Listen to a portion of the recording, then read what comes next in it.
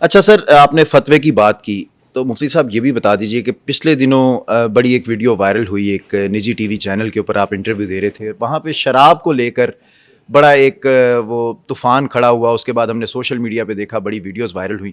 سر اس کی کچھ تھوڑی سی وہ وضاحت کر دیں کہ وہ فتویٰ تھا کیا؟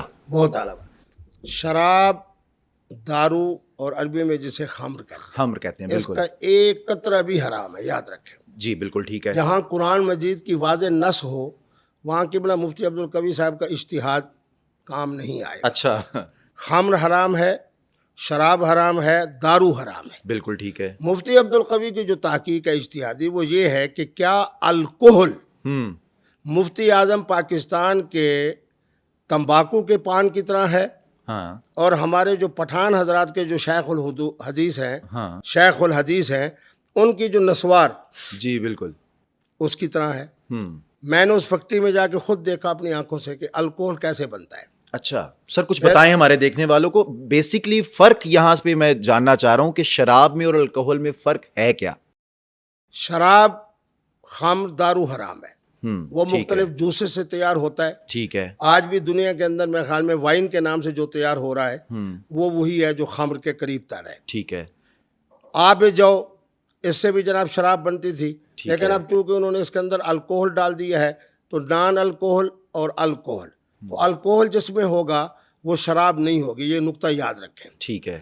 جس چیز میں، چاہے وہ ہومیوپیتھک دوائی ہو، چاہے وہ آب جو بیئر ہو، چاہے جناب ہمارے جو رشیا کے قریب مسلم ریاستیں ہیں، 80 کروڑ وہاں مسلمان رہتا ہے، ان کے ہاں جو چیز پی جاتی ہے ووٹ کا، میرے خیال میں اس کو کہتے ہیں. انہوں نے ہی مجھ سے مسئلہ پوچھا تھا، وہاں کے چیمبر آف کامرس کے صدر نے مجھ سے پوچھا تھا مسئلہ.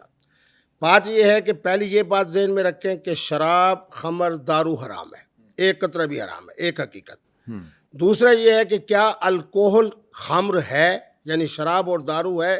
میری تحقیق کے مطابق، میرے مشاہدے کے مطابق، چونکہ اس فیکٹری میں گیا، 1.25 گھنٹے وہاں رہا، گنا ہے، گنے میں سے نکلنے والا ارک ہے، ارک کے اندر مختلف قسم کے کیمیکل ہیں، اس سے یہ الکوہل تیار ہوتا ہے.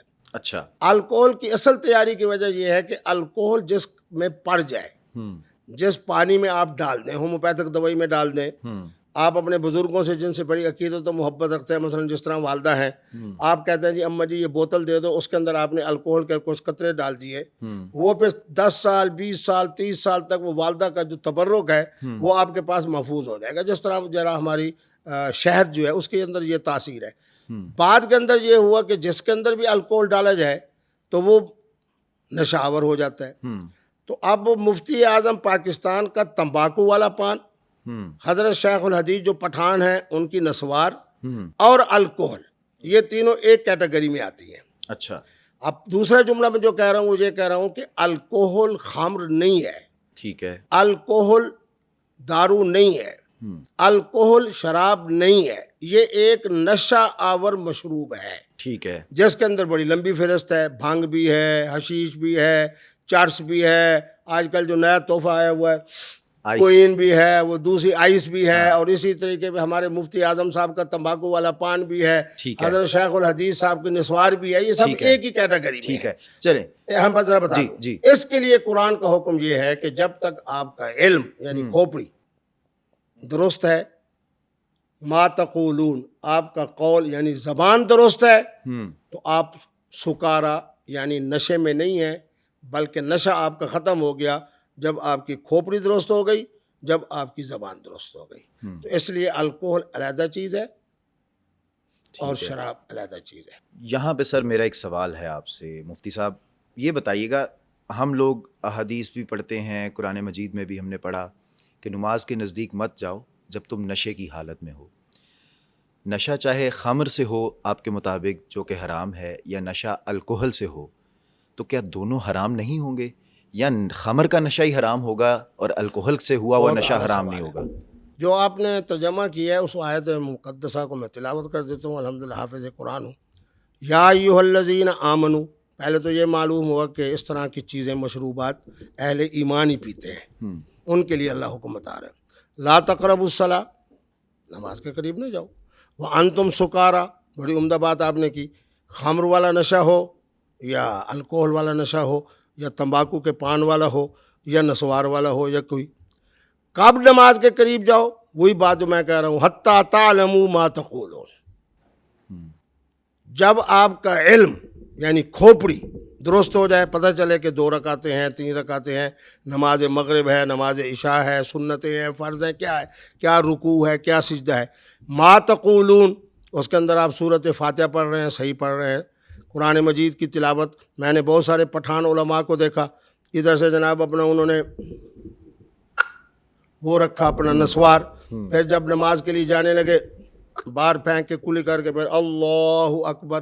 نماز بھی ٹھیک پڑھائی، امامت بھی ٹھیک کرائی. بالکل ٹھیک. بہت سارے میں نے اپنے پاکستان کے جناب مفتیان اعظام جنہیں مفتی اعظم کہتے ہیں، اور اسی طریقے پہ حضرت شیخ الحدیث 5 حضرات کے ہاتھ سے تو میں نے خود ان کا پان کھایا ہے.